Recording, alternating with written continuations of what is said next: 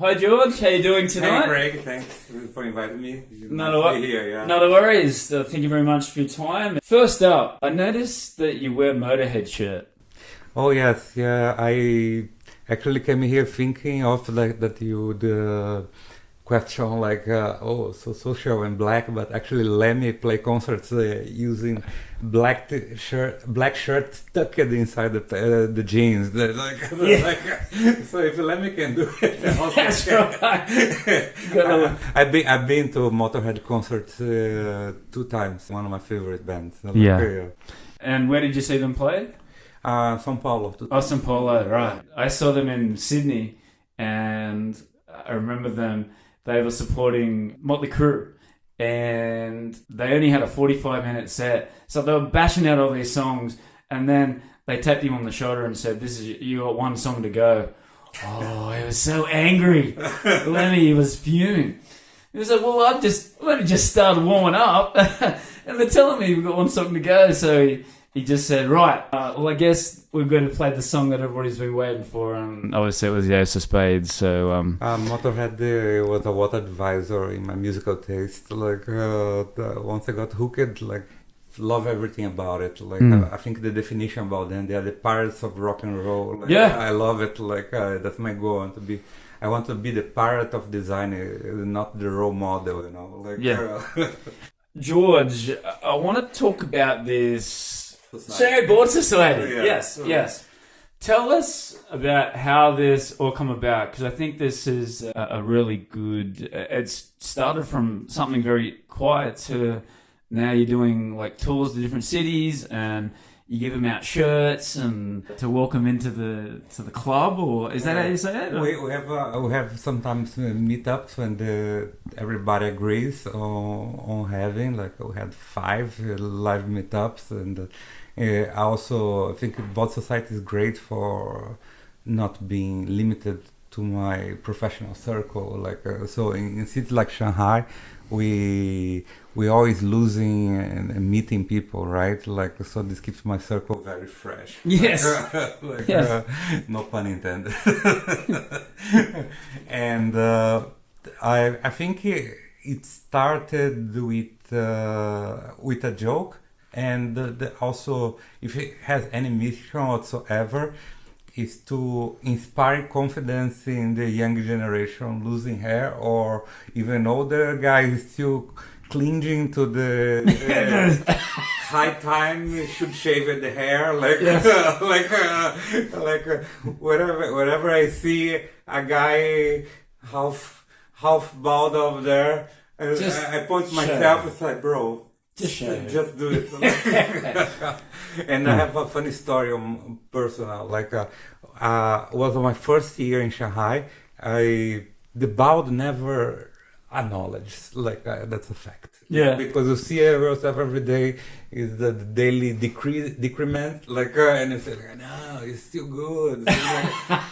Then I saw myself a side view photo, and like, oh man, this is ridiculous. Like, I went straight to one of my first parties in Shanghai, and I went straight to the barber and like, do it. Get it off. Yeah. So, how old were you when you started doing that? I'd say I started losing at 25, but 25. I arrived in Shanghai at 31, so like that was the go moment. Like and the funny story is, like, I had one photo of my passport, then I had to go through the immigration from Hong Kong with a new passport, and they said no, with still that passport, they said like, it's not you. I said, what do you mean not me? Oh no! They shaved the Jordan, like, and they look and said, you got younger, like, right, like, right. Yeah, indeed you do. Like, people keep going, no, you're 35. Like, I'm actually 45 now. Like, there you go. I don't know, it's good for like freshness. Like, yeah. How did it all come about? It was obviously you and somebody else that were that. When the thing became WeChat group.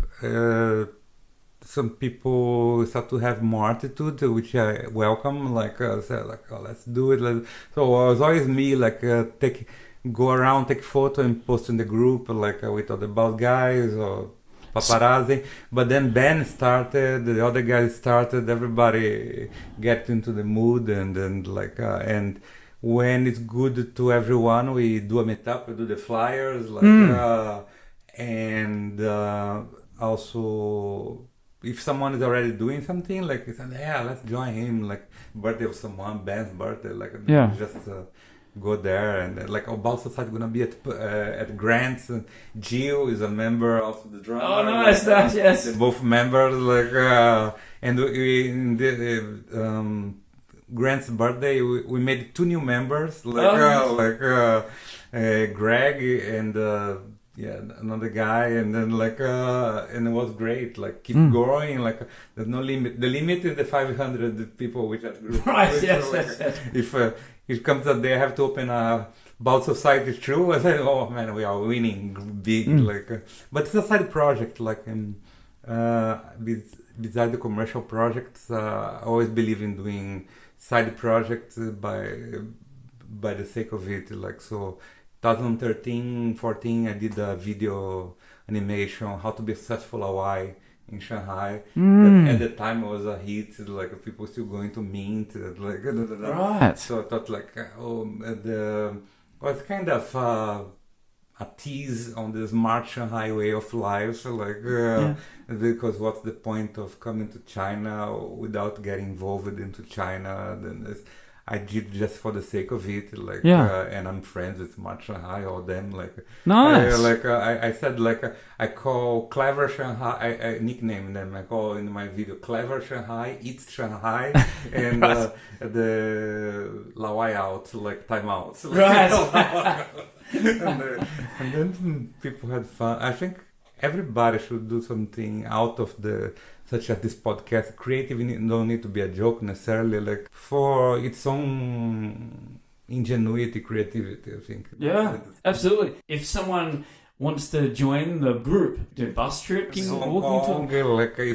you're overseas, and it happens to be a China person who has WeChat in the bump overseas, if the guys in Hong Kong, Wuxi or Shenyang, Inner Mongolia, we don't Shangri-La, we don't care.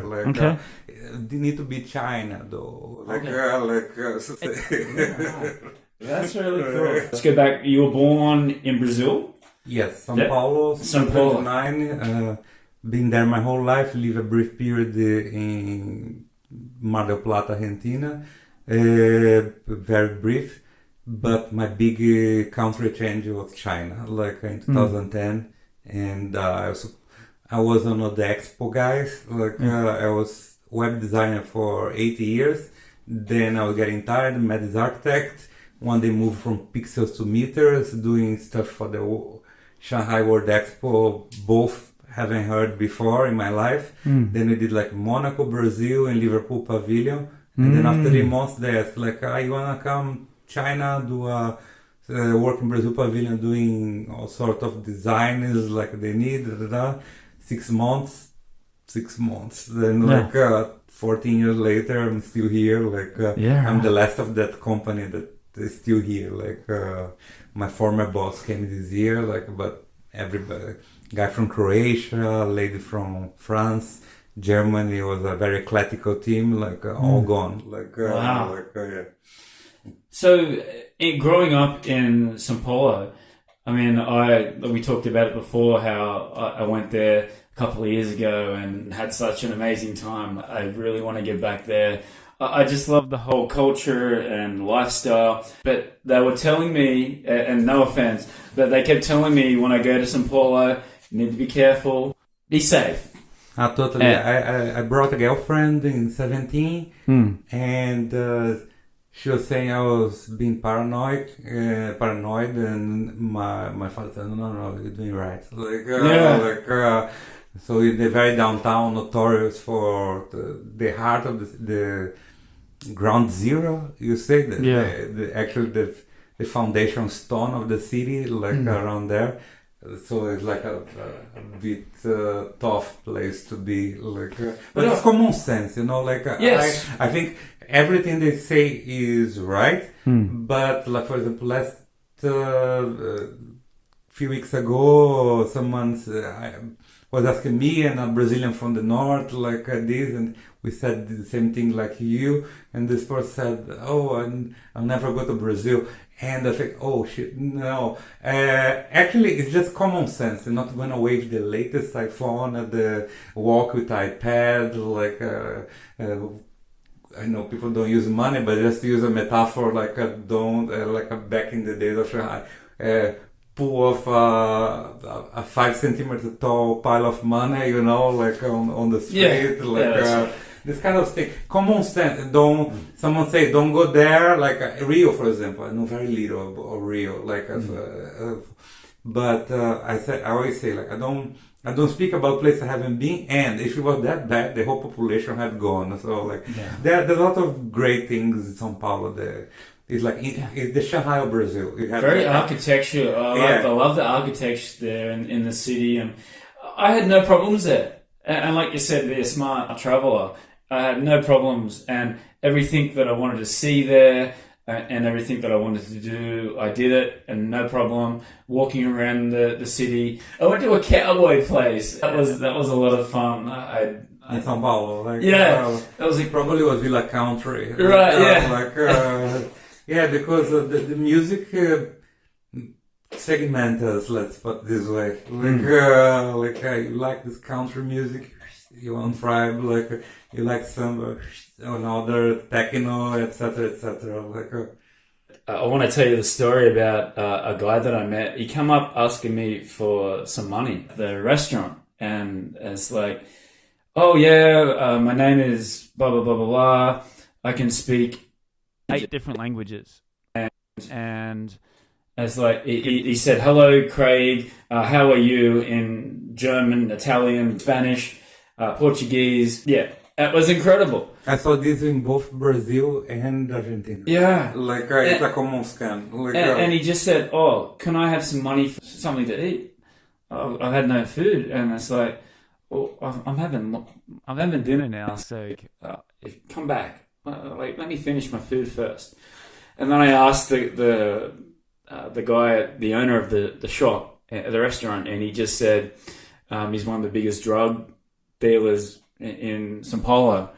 And as soon as he gets his money, he just wastes it. And I said, you could be a translator in any country in the world if you can speak fluent 8 languages. But yeah, it's such a shame. But yeah, Brazil, what a place. But and for you, you said it was web design. Was that your major? Yeah, I graduated in graphic design, but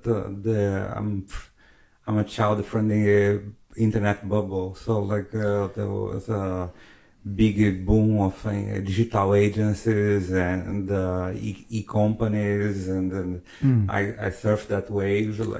My last job was a web design agency, digital agency now, right? But were the salaries good there? Because I was actually looking for English teaching jobs over there because I was just liking it so much. I don't think the English teacher salaries are like in China, not even close. Hard to beat those wages. I was still living with my parents, so I was a comfy life, but I think middle level professional, you can provide for yourself. Yes. I think the English, well, what we don't have there that have here is a native English teacher. That could command some money. Yes. That's I think that to be true. Yeah, but we just don't have a habit normally or tutor, and some place, like I said, are very branded already, like a British culture or this America focus on the TOEFL, on the certification, kind of every English school play an angle, some teach Spanish and English, each school is a method, And did you grow up loving soccer? They take it so seriously. So that's the thing. I'm not the average Brazilian. I like kung fu more than And I was gonna bring that up. Actually, that's what influenced my hand on accepting the offer to come here. Like saying, I was already doing kung fu for 7 years there. Like and then How did you get involved with that? I mean, is it like, because I know like in the UFC, the Brazilian Jiu-Jitsu is very popular now, but how did you get involved in Southern Kung Fu? so I'm born in the 70s, so I still got a bit of Bruce Lee. So like that he was the one to blame, and and I tried a little thing of judo before the jiu-jitsu came be popular. When I started doing kung fu, the UFC thing was barely starting. I saw, I'd say, the height of Sepultura and the UFC were almost at the same time, like 95, 96, 97, yeah, that was the time. Like, but I started Kung Fu only in 2002, yeah, then then 7, 10, and come to China, yeah. Like, So you learned it and then you taught it? no, I become only a senior student, like or Shifu curriculum was very vast, like a few people, mostly only from the time I began, only one guy become Shifu, like Right. But then I watched another movie like about the Mafia Bruce Lee that's very popular in China, Yeah. one, like and I was like, oh man, who needs flying kicks? This is the real deal. Like and then like and then I got the job. I came in here, job okay, apartment okay, 13 kung fu school. Like I'm with the same master. Oh, wow. 10 to 9. When my son was born, I put a out, like learn everything that in a way that I need to learn, and but still good friends, like with many people there, like and go to the place. The gym moved. It was in Maominglu, and now it's in Changshoulu for the last 13, yeah, like almost 10 years, something like that. Wow, that's amazing. Yeah. Wow. And like my dad taught Kempo Kang karate, and it's for him it was a self-defense, and he started doing competitions, and then he didn't like it. He didn't like going in the competitions, and he was actually like a 6th Dan black belt. So did you go in competitions, or for you was it just like a self-defense? Like I like exercise? I like to spar, but not in compete. But like never went through. I got my own conclusion that in Kung Fu become either three things: you become a teacher, or Shifu, you become athlete, or you become an actor. Like and the fourth that, but then it requires other martial arts if you enter the realm of private security, right? Like so, a lot of brothers, like because it's a program. Like after they finish, they go seek other things, like or even they get tired because Kung Fu doesn't change much. Like only it starts with a lot of things, then increments like very little, then. People start even surprising, like people do radical things like a kendo, I went to a jiu-jitsu championship invited by former client to shoot, and I met one of my brothers, the Kung Fu brothers there, and this guy, the Italian guy who is one of my greatest friends and most applied, he made kind of almost Shifu. He brought me to Kali Silat, like Indonesian stick, like a Filipino stick. Yes. And I like it very much. But we always talking about this thing about the application, the violence, the rumor, the belief, like, oh, the day you're gonna need it, like, Yes. and first, in China, this is never gonna happen because like you touch someone, you pay. Like Yes. if a foreigner were to thank why, like you know this by heart. Even think nah,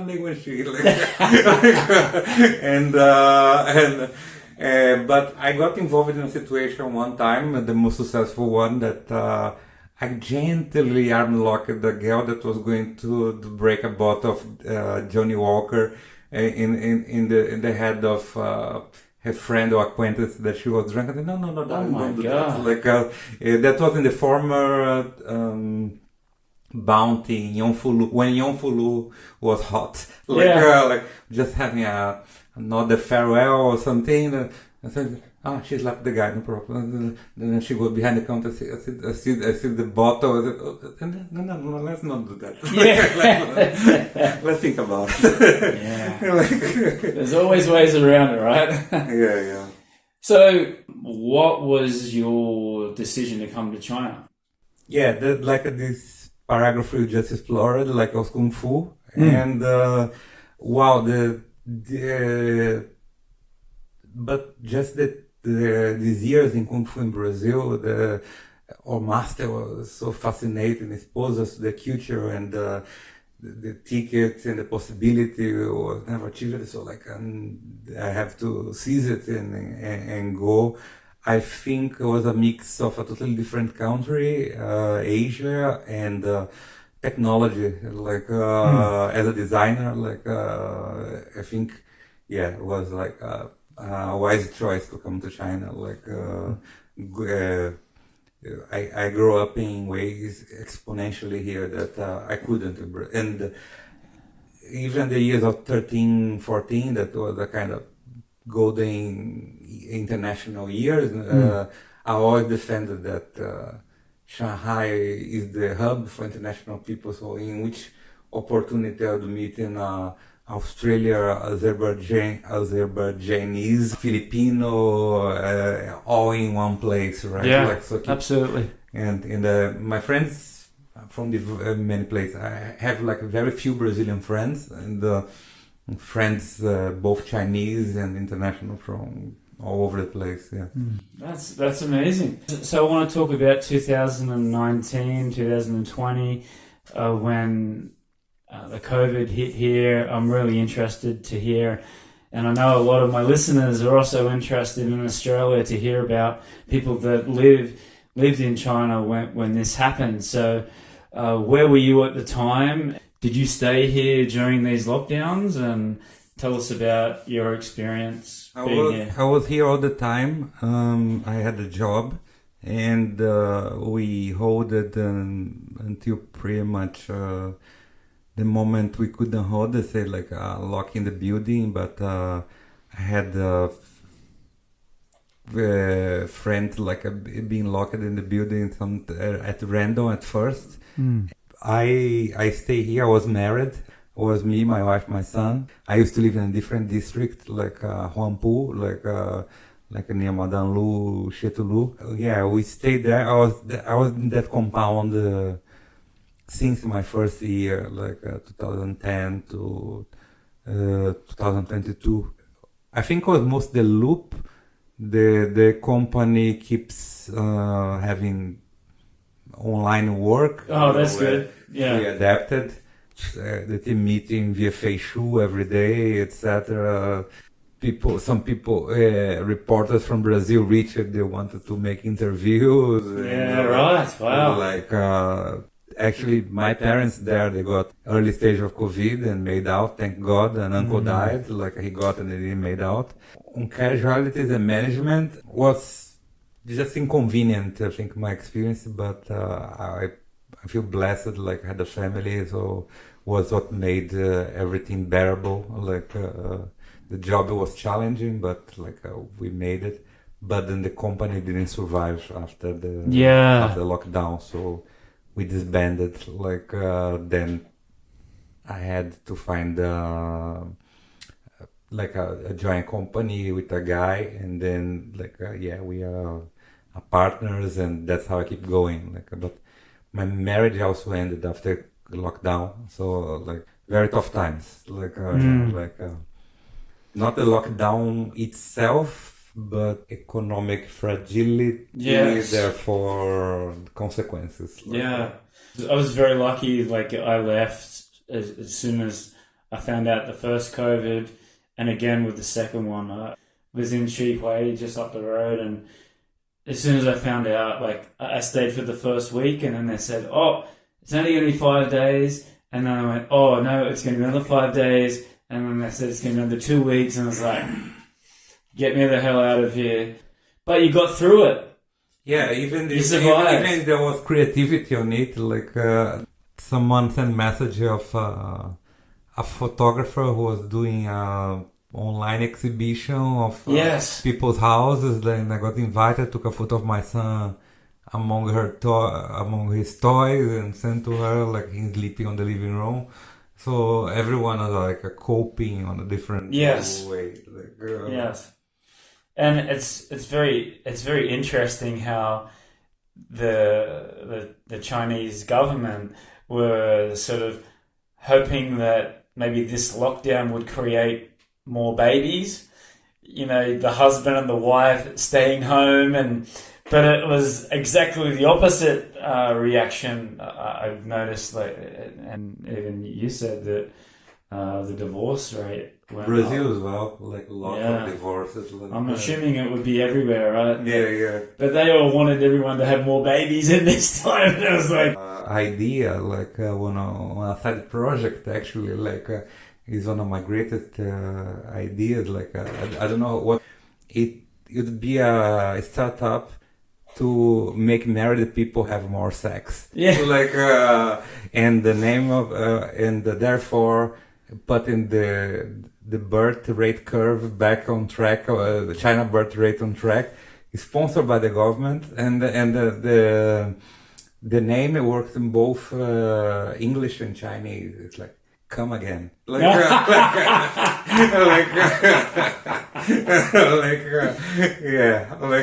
I tell my Chinese friends, they love it.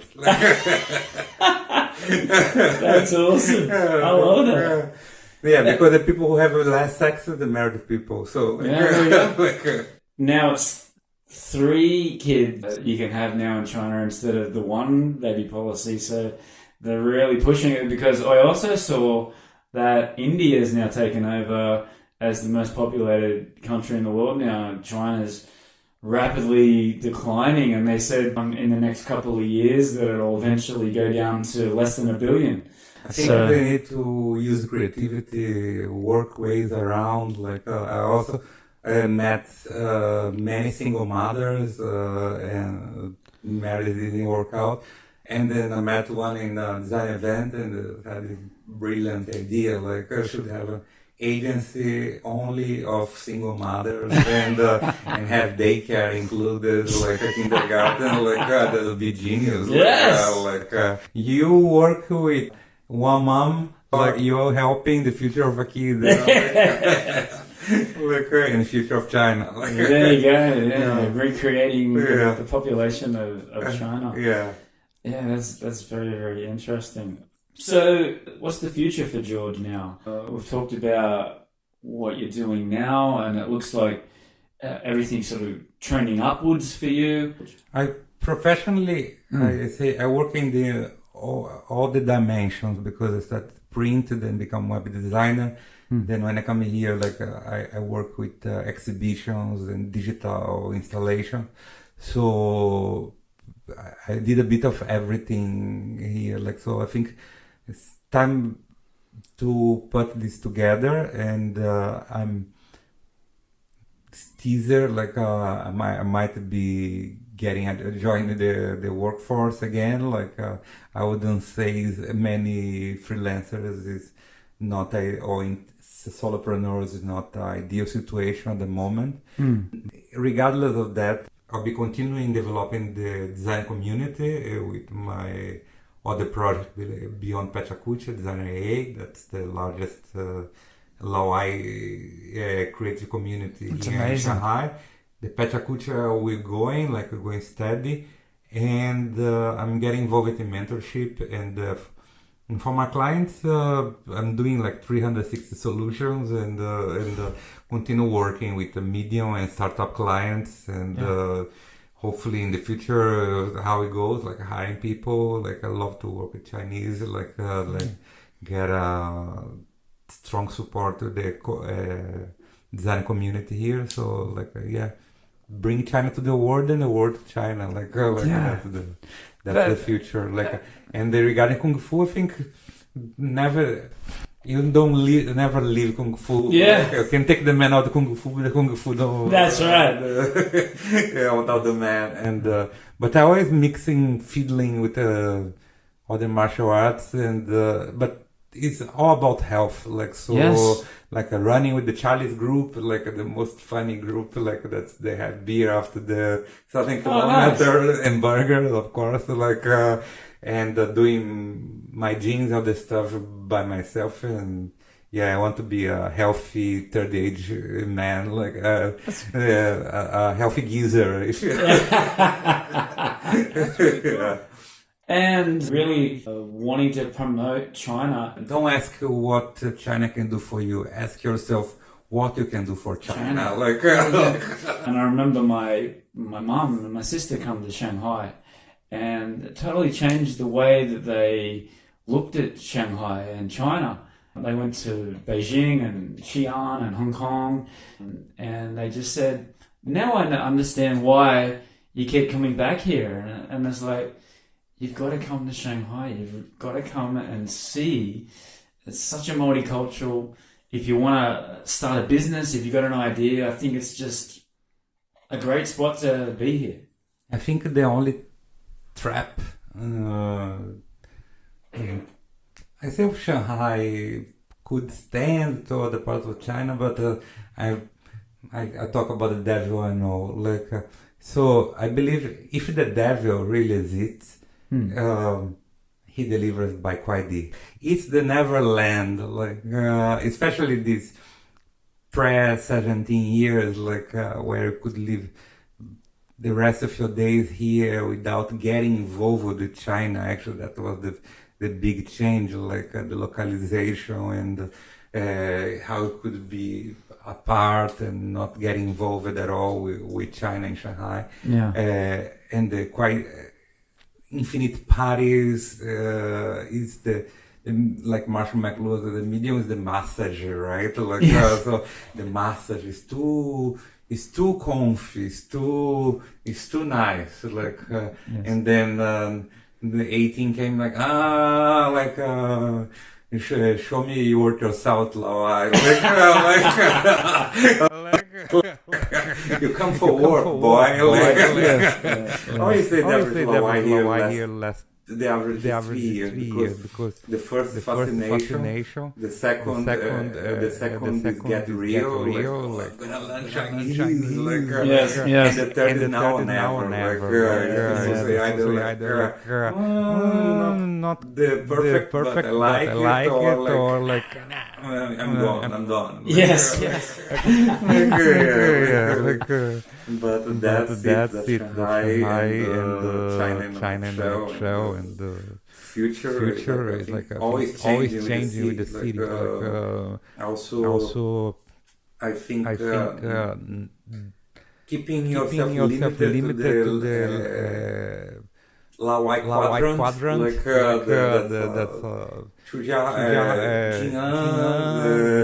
French concession, maybe Chinese can come back, a return, Shanghai is 3 times Sao Paulo. It's fascinating, and believe everybody in the first year, they are so full of energy and exploration, and just depends on you, right? Yes, absolutely. And George, social medias, where can we find you? Insta, George Lobo, LinkedIn, George Lobo, WeChat, George Lobo, and email mr.pitman@gmail.com. And and PechaKucha, just look PechaKucha Shanghai and come to one of our events. I leave the poster to you later, like if you want to share with people, and yeah, like that's the way to find me, like Yeah. And you said you got a son as well. yeah, like 5-year-old Shanghai American called Logan, Oh, that's very nice. How is he going with his English? And are you teaching in Portuguese and then Chinese as well? more English, little Portuguese, more Chinese, Chinese dominant, and for sure gonna be stronger than me, taller than me. Like nature always win, evolution always win. Like, but I love him, handsome kid, a heartbreaker, like he's a flirt already. Bringing the girlfriends home already at 5. Start howling. I didn't teach him that. I think is the wolf for him. Yeah, for those who don't know, Lobo means wolf in Portuguese. Oh, right, yes, right. So I call myself the wolf. Yeah. And it's so powerful. Like 5 years old, and they've got 3 languages. It's just I wish I could have had 3 languages at 5 years old. Like what they can do. Yeah, that's great for the future. Both having son and married to a Chinese, not for the faint of heart. And I leave a teaser, like there might be coming soon my new book, my first and new book called Wife. A handbook for men. They should read before getting married. Well, I believe if people everybody has sexual education, but no one gets a marriage education, and the world has been fine without one. However, given the number of divorces I see in the world, I wonder if people knew exactly where they're going to. Would be less separation. Yes. It's never just a mental separation. Yes. Very physical. Yeah, absolutely. But hopefully my book will keep people together. There you go. And make more marriages. Hopefully. Then you'll have to come back on and. I come with the printed edition for you and. All right, you ready, George? Right. All right, let's go. So we talked about Motorhead and Lemmy before. Who are your top 2 or 3 favorite bands of all time, or artists? I'd say Kiss is the band that I follow the most. I've been to lots of concerts of them. Love Kiss. Motorhead, you brought it, but The Cult is one favorite. And the single artist, I would put David Bowie. But I have another side. So there's a Brazilian musician called Cartola. I enter metal, brought me to flamenco. That made me get interested in Brazilian music. Then that's how I entered Brazilian music by the metal actually. Is the backwards route. And things to do. I like to have this drawing meetup every Saturday, in different parts of Shanghai, just sketching the neighborhoods we are, urban sketchers drawing Shanghai. And tell us your top 3 favorite albums of all time. Albums: Alive 3 by Kiss, Overkill by Motorhead, Rise and Fall of Ziggy Stardust, David Bowie, that'd be good one. What was the first album you bought, or first music that you bought with your own money? Was Kiss Double Platino. Good album. That's not the greatest hits, right? 3 places, your top 3 places that you've been to internationally, countries, and then 3 places that you would like to go to in the future. Lantau Island in Hong Kong, Mar del Plata in Argentina, Shaolin Temple was a great temple, but the best temple in China ever been was the Hangzhou Buddhas, after the Starbucks. That's a good one. I'd like to go to Copenhagen, I like and Canada, nice. in third place, haven't been. Get like to Tasmania next to Tasmania? like, where Come on! yeah, like because metropolis, I think they are unique, but Sao Paulo, Shanghai, I get the picture. Like it's another urban jungle, but the wideness never gets old. That's very interesting you say that. That's the only state in Australia that I haven't been to yet. I've been every other state in Australia except for Tasmania. That's I have a friend living and working for Ford Australia, like the only car designer that made out of college. Apparently, all the car designers in town here know him, like there. But I'll go first to Adelaide and then I'll go to Sydney. Like, come on, yes. And let me know. And Newcastle too. Like, yes, come to Newcastle. And last question. Who's your greatest inspiration or hero and why? I think I'm more inspired by resilience, that like guys like Jeremy, Kung Fu heroes, like real people, like Ho and Ja. Like after so many years, it's not so mystic. A poem is like a very realistic Kung Fu. However, like the life philosophy is like a stick, like so things like constant striving, stronger yourself from Ho and Ja, like it's really true. Musicians, like I think David Bowie is a great inspiration because they presented him in Brazil like the chameleon of music. So I like I like to be like that. I define my style like that, like a chameleon. And Lemmy is a great inspiration. His life, every attitude, flair, everything about him. It's an inspiration. Like a 49% motherfucker, 51% son of a bitch. Like just go with that. Like I want to be the pirate of. I want to be the pirate of design. Like not like the poster boy. Like, he wore what he want. He played music what he wanted to play music. He just like he lives and just like all those musicians on the documentary. He just lives and breathes, and he just does whatever he wants. He doesn't give a shit what anybody says about him. He just does. And you've got to, you've just got to respect that. I think people will always be professional, and the new generation of designers, like they are very good and talented. Like I think heart, it's a thing that need to be worked. Like you either your family helped or you have on you, but can be worked, and you have to have the heart to go get it, to take the punch and keep going. Yes. Yeah. George, thank you very much for your time. It's been an absolute pleasure.